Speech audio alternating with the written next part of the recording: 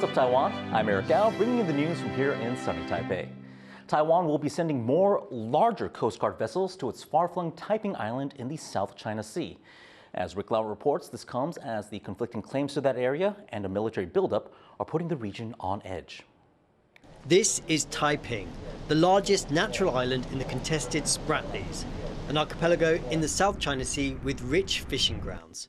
Claimed by China, Vietnam and the Philippines, Taiping, also known as Itu Aba, is administered by Taiwan, whose capital is 1,800 kilometers away. But the country will now be increasing its presence here. 据我们的理解，海巡署它还是有规划它定期的相关的巡弋了然后现在一些比较大的吨位的船舰也会陆续部署到南海地区来。The additional patrols are meant to better serve the 200 Coast Guard personnel already stationed on the 100-acre island. This comes as China, which claims Taiwan as part of its territory, has been increasing its military presence both around Taiwan and in the South China Sea. Over the last decade, China has reclaimed land in the Spratleys and built docks and airstrips on islands it controls in the disputed waters, often clashing with neighbouring Philippines. China has also increasingly shown aggression towards Taiwan, conducting military exercises around the island nation, as well as using cognitive warfare and cyber attacks. There are concerns that should Beijing actually attack, an outlying island like Taiping could be a target. As China's interest in Taiwan seems to be growing, I think that Taiwan is right to be concerned that Taiping Island is an especially vulnerable outpost. And if China really decided that it wanted to do something and actually, perhaps apply force to force a change at Taiping Island, it would be very difficult for Taiwan to respond. To counter the threat from China, Taiwan has boosted defense spending and lengthened mandatory military service. It says it is determined to protect its sovereignty, including its marine outposts. 南沙太平岛周边海域船舶动态，本署协同国防部军人有效监侦，对各项状况备有应对方案，且依现有能量可有效应处各种突发状况。 With overlapping claims, the waters around Taiping are becoming ever more turbulent. And by increasing its presence, Taiwan hopes to reinforce its claim and demonstrate its determination to defend it. Devin Tai and Rick Lau for TaiwanPlus. A ruling party lawmaker is calling for stronger disciplinary action in Taiwan's military. Gov't says harsher punishments for disclosing military secrets would prevent soldiers from breaking the law. 比方说延后退伍，或者是直接让这些所谓的义务役直接把他们退掉，这都是选项，也都在讨论当中。 He's call comes after several revelations in recent months that active duty officers leaked military secrets. In August, a lieutenant colonel and other collaborators were detained for allegedly leaking Taiwan's national defense information to China. Then in October, 5 people, including 4 military officers, were questioned over a stolen air defense missile system. A government report on kidnapping scams says technology is helping criminals stay under the radar. Last year, criminal rings lured dozens of people into makeshift prisons with fake job offers. They forced their victims to withdraw money and run phone scams. Many victims were tortured and 3 were killed. A new report says cryptocurrency and messaging apps makes these scams hard to stamp out. Taiwan's government watchdog, the Constructive, has told the cabinet to take action, but it's still not clear what steps it will take. 打造防诈呢，是政府的重要的一个工作。我们感谢监察院所提出来的一些改善的意见，我们会来积极改善，整合所有跨部会的这样的努力呢，来使得这个国人呢受到诈骗的情形呢，减到最少。 Taiwan is set to offer more rent subsidies to students living in university dormitories. About 260,000 college students in on-campus housing should benefit from this expanded subsidy program. Up to $45 will be paid monthly to eligible students starting next February.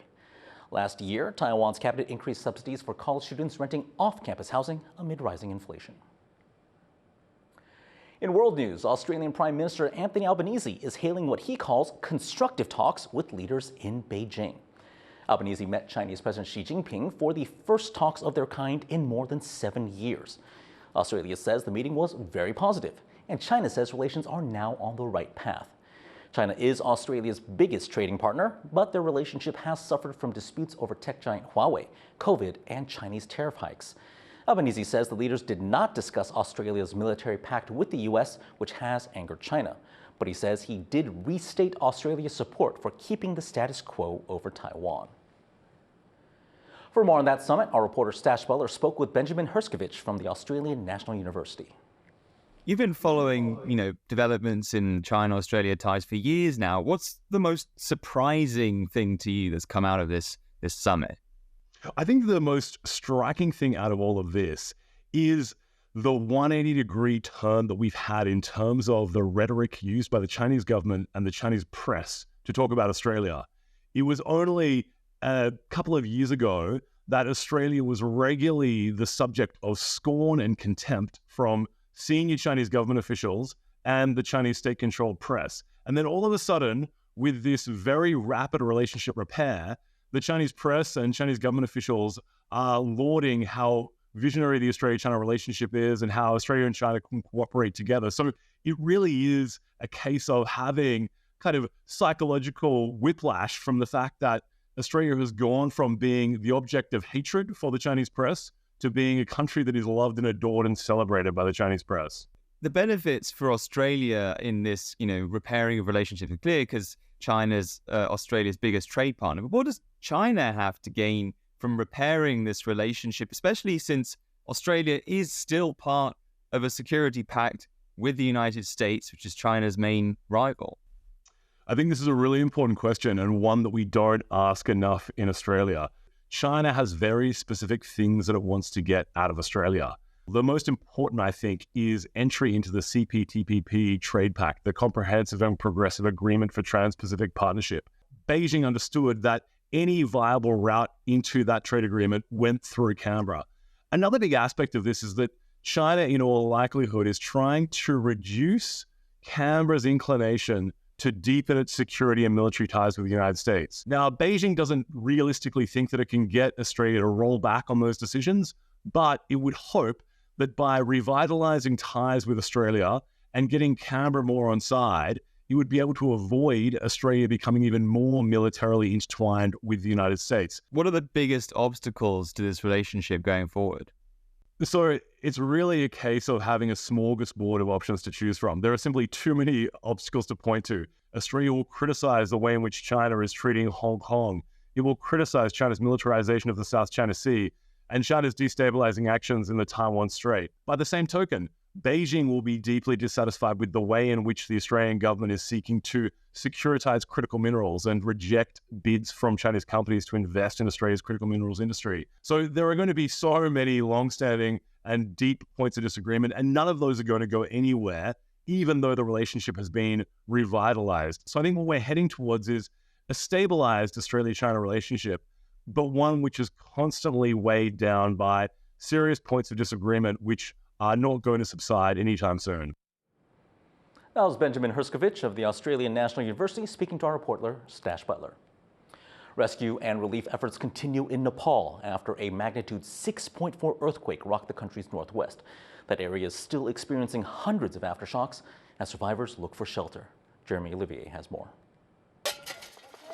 Sifting through the debris, people in this district in northwestern Nepal are looking for what's left of their lives after a magnitude 6.4 earthquake hit the area on November 3rd. Among some survivors, the feeling is one of total loss.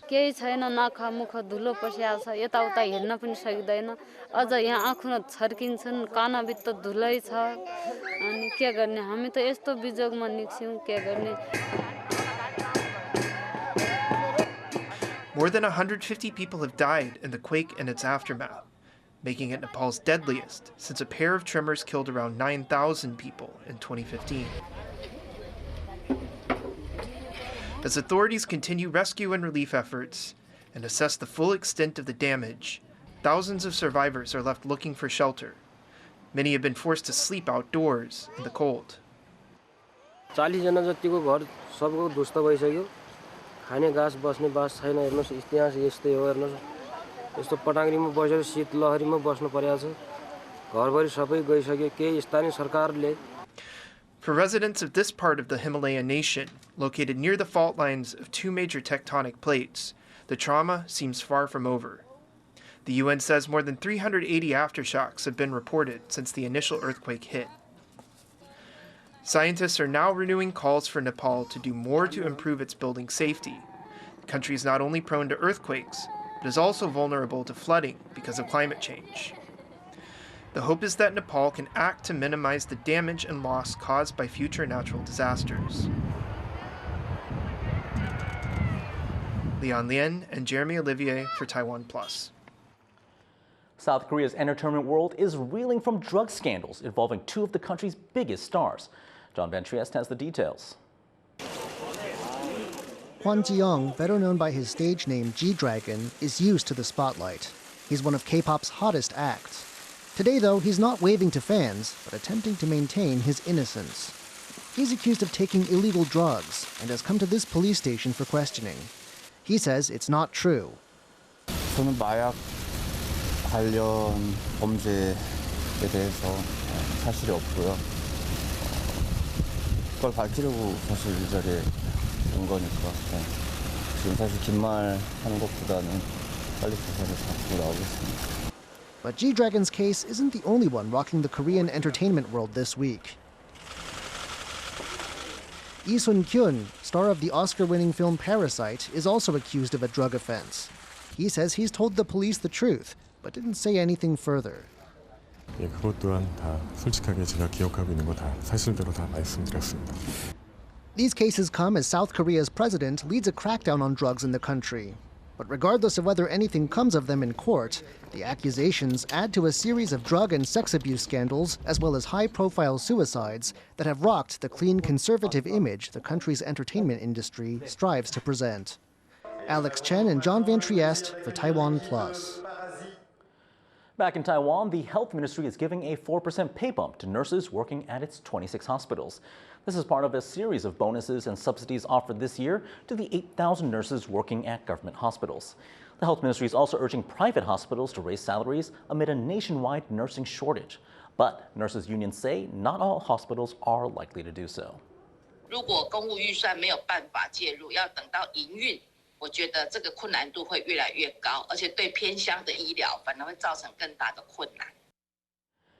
One of the world's deadliest forms of cancer may become a little less deadly thanks to artificial intelligence. Scientists here in Taiwan say they've developed an AI tool for catching pancreatic cancer early, when it's harder to spot but easier to treat. And they say it's over 90% accurate.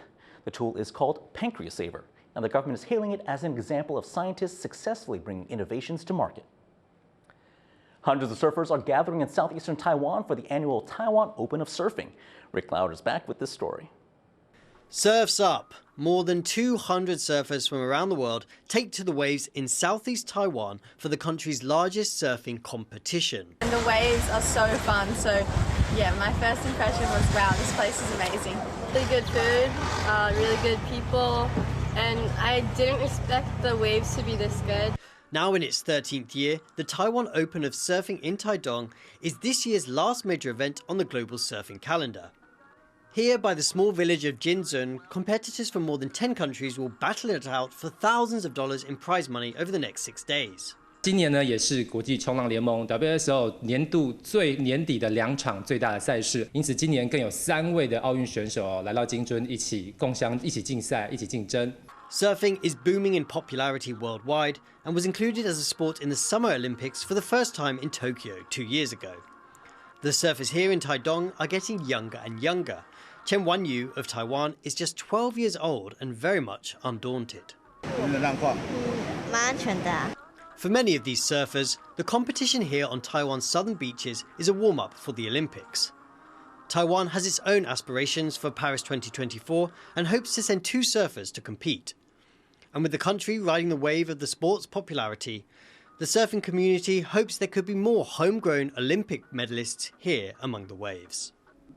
Joseph Wu and Rick Lauert for TaiwanPlus. Thanks for joining us here on What's Up Taiwan. Before we go, check out this kite festival in central Taiwan's Zanhua County. I'm Eric Allen. We'll see you later. Take care.